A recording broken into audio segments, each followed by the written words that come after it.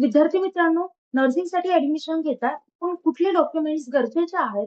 जर एखादं डॉक्युमेंट नसेल तर आपलं ऍडमिशन होऊ शकत नाही. हे तुम्हाला गोष्ट माहितीच आहे. तर आजच्या या व्हिडिओमध्ये मी तुम्हाला सांगणार आहे, कॅटेगरी वाईज कोणते डॉक्युमेंट्स तुम्ही आजच तयार ठेवायला हवेत, नाहीतर तुमचं ऍडमिशन हे कॅन्सल होऊ शकतं. तर विद्यार्थी मित्रांनो, मी धरती तुमची एज्युकेटर ग्लोबल ऑनलाईन या युट्यूब चॅनलवरती तुमच्या सगळ्यांचं स्वागत करते. आज मी तुम्हाला डिटेलमध्ये सांगणार आहे, general, OBC, SC, ST, EWS या प्रत्येक कॅटेगरीसाठी कोणते डॉक्युमेंट्स लागतात. चला तर आता पाहूयात.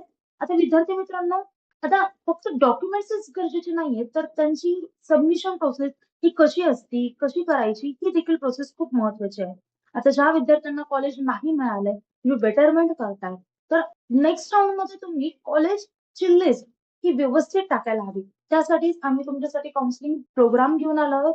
त्यामध्ये तुम्हाला तुमच्या पर्सेंटेजचा अभ्यास करून आम्ही तुम्हाला कॉलेजची प्रिफरन्स लिस्ट देतो.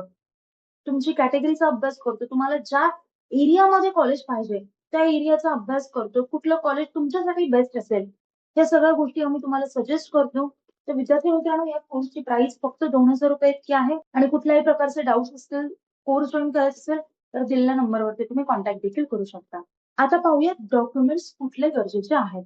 फर्स्ट इज नॅशनॅलिटी सर्टिफिकेट किंवा फोटोकॉपी ऑफ व्हॅलिड पासपोर्ट किंवा डोमासाइल सर्टिफिकेट किंवा बर्थ सर्टिफिकेट. जे इंडियन आहेत त्यांचं. या 4 पैकी कुठलंही एक असेल तर चालतं. त्याचे नंबर ऑफ कॉपी किती घेऊन जायचे, तर 2 तुम्ही झेरॉक्स त्याचे घेऊन जा.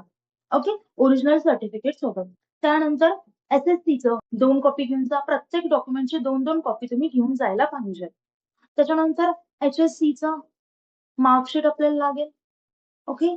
त्याच्यानंतर एंट्रन्स एक्झामिनेशन मार्कशीट, महाराष्ट्र सीईटीचा रिझल्ट, त्याच्या पण 2 कॉपी घेऊन जा.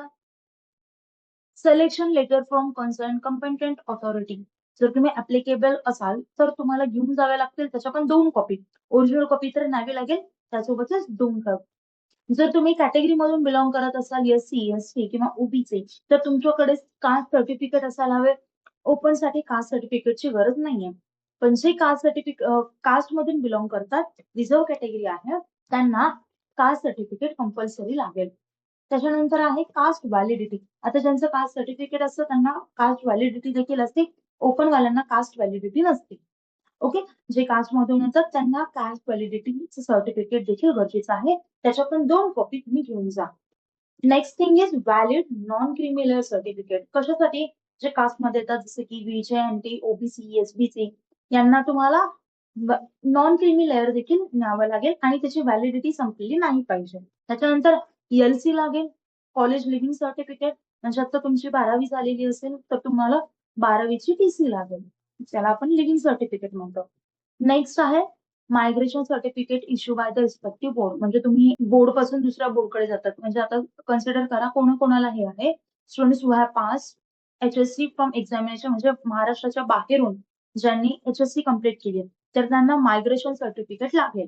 त्यासोबतच after passing HSC qualifying examination students have join in other course for period of more than 6 months. म्हणजे ज्यांनी एखादा दुसरा कोर्स जॉईन केला असेल जवळपास 6 महिन्यापेक्षा जास्त, आणि त्यांना आता नर्सिंगसाठी यायचं असेल, तर त्यांना देखील मायग्रेशन सर्टिफिकेट कंपल्सरी आहे.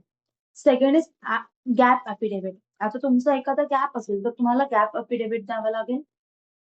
नंतर आहे in case duplicate certificates are submitted with original copy FIR and affidavit towards loss of original certificate.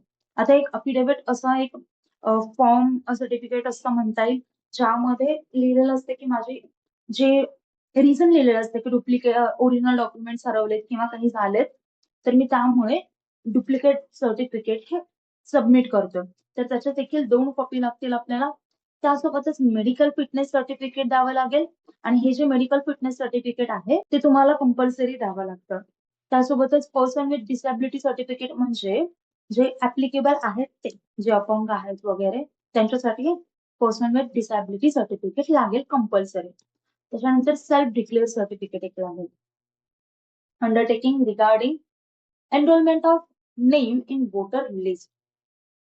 अजून एक लागेल ते म्हणजे students admitted in NRI quota required to submit. आता ज्या विद्यार्थ्यांनी एनआरआय कोटामधून फॉर्म भरला आहे, यांना काय लागेल, तर इक्विव्हॅलन्स सर्टिफिकेट लागेल, त्यासोबतच ग्रेड मार्क्स किंवा credit point conversion as per Indian marks issue bye respective board लागेल किंवा युनिव्हर्सिटी असेल तर, त्यासोबतच equivalence certificate from Indian nursing council. हे तीनही गोष्टी लागतील. कोणाला आता इथे और नाहीये, जर तुम्ही येणाऱ्या कोटामधून फॉर्म भरत असाल तर तुम्हाला या तीनही गोष्टी कंपल्सरी आहेत. नेक्स्ट आहे हिमोग्लोबिन रिपोर्ट. तुमचा हिमोग्लोबिन रिपोर्ट देखील द्यावा लागतो. बऱ्याच कॉलेजेसमध्ये कंपल्सरी मागतात आणि बऱ्याच कॉलेजमध्ये गरज पण नाही, त्यामुळे तुमचं काढून ठेवा. त्यासोबतच पासपोर्ट साईज फोटोग्राफ लागतो. तर विद्यार्थी मित्रांनो, डॉक्युमेंट तयार ठेवणं आणि त्यासोबतच प्रोसेस समजून घेणं हे आपलं ऍडमिशन सेव्ह करण्याचं पहिली स्टेप आहे. आता विद्यार्थी मित्रांनो, शेवटी मी तुम्हाला एक सिक्रेट टिप्स सांगणार आहे जे तुमचं ऍडमिशन सेव्ह करेल. आता जे विद्यार्थी पुढच्या वर्षीसाठी टार्गेट करत असेल, जसे की ज्यांनी यावर्षी नर्सिंग सीईटी ज्यांची मिस झाली, पीसीबी सीईटी मिस झाली, किंवा जे 11वीत आहेत आणि आता पुढच्या वर्षी त्यांना नर्सिंग सीईटी नीट ही एक्झाम द्यायची आहे, तर विद्यार्थी मित्रांनो, तुमच्यासाठी आपल्याकडे नवीन बॅच सुरू होते, ती पण 18 तारखेपासून. तर त्यामध्ये तुम्हाला full syllabus library lectures, recorded lectures, full syllabus test series plus chapter wise असतील, 2000 प्लस आमचे question bank and full syllabus notes देखील मिळतील. ह्या सर्व गोष्टी तुम्हाला एकाच कोर्समध्ये मिळणार आहेत. आणि तुम्हाला जर पीसीबी सीईटी, नर्सिंग सीईटी, नीट या तीनही एक्झामला वेगवेगळं टार्गेट करायचं असेल तरी तुम्ही करू शकता, कारण या तिघांचाही सिलेबस कम्प्लिटली वेगळा आहे. तीनही एक्झामसाठी आपल्याला जर टॉप करायचं असेल तर तुम्हाला तीनही एक्झामचा अभ्यास पण वेगळा करावा लागेल, एकच करून जमणार नाही, कारण सिलेबस कम्प्लिटली वेगळा आहे. त्यामुळे विद्यार्थी मित्रांनो, तुम्ही हा कोर्स जॉईन करू शकता. आता जर तुम्हाला कॉम्बो मध्ये घ्यायचे असतील, म्हणजे तीनही एक्झामला टार्गेट करायचं असेल, तर आपल्याकडे कॉम्बो ऑफर आहे. ती म्हणजे फक्त 10,000 रुपयात तुम्हाला तीनही कोर्सेस मिळतील. यासोबतच तुम्हाला पाहिजे असतील तर JEE आणि PCM सीईटी हा देखील कोर्स मिळेल या 10,000 रुपयामध्येच. त्यासोबतच जर तुम्हाला सिंगल कोर्स बाय करायचा असेल यामधला कुठलाही एक, तर तुम्ही तो पण बाय करू शकता. तो फक्त 5,000 रुपयाला तुम्हाला मिळून जाईल. आता विद्यार्थी मित्रांनो, कोर्स कसं जॉईन करायचं ते पाहूया. ग्लोबल ऑनलाईन प्ले स्टोर वरती जाऊन सर्च करा, डाउनलोड करा, त्यानंतर ऍप्लिकेशन ओपन करा. ऍप्लिकेशन ओपन केल्यानंतर नाव आणि नंबर एंटर केल्यानंतर तुम्हाला असा इंटरफेस समोर येईल. इंटरफेसच्या पहा डाऊनवर्ड साईडला स्टोअरचा आयकॉन असेल, त्यावरती क्लिक करा. त्यावरती क्लिक केल्यानंतर तुम्हाला कोर्सेसचं पेज दिसेल. कोर्सेसच्या पेजच्या सर्च बॉक्समध्ये तुम्हाला जो पण कोर्स एनरोल करायचा तो टाईप करा, कोर्स ओपन करा आणि एनरोल करा. त्यानंतर कोर्सेसच्या सर्व गोष्टी तुम्हाला ऍक्सेस होतील. आता विद्यार्थी मित्रांनो, मी तुम्हाला शेवटी एक सिक्रेट टिप सांगणार होते, ती म्हणजे डॉक्युमेंट्स रेडी ठेवताना एक डुप्लिकेट फाईल तयार करा, ज्यात सर्व पेपर्सची फोटोकॉपी असेल. आता व्हेरिफिकेशन मध्ये काही जरी हरवलं, आता ती आपली चूक नसते, पण तरी पण जर हरवलं तर ही डुप्लिकेट फाईल तुम्हाला खूप सेव्ह करेल, कारण आपल्याकडे एक प्रूफ असतो की माझ्याकडे हे डॉक्युमेंट्स होते आणि मी त्याची आधीच प्रिंट काढून ठेवली. ओके, तर विद्यार्थी मित्रांनो, जर तुम्हाला तुमचं ऍडमिशन सेव्ह करायचं असेल तर तुम्ही आपली काउन्सिलिंग प्रोसेस सुद्धा जॉईन करू शकता. आणि जर कुठल्याही प्रकारचे डाऊट्स असतील तर मी स्क्रीनवरती 2 नंबर दिला आहेत, त्या नंबरवरती देखील तुम्ही कॉन्टॅक्ट करू शकता. व्हिडिओ आवडला असेल तर व्हिडिओला लाईक करा, शेअर करा आणि सबस्क्राईब करा. तर आपल्या व्हिडिओ इथेच थांबूया. Thank you. Have nice day. Bye.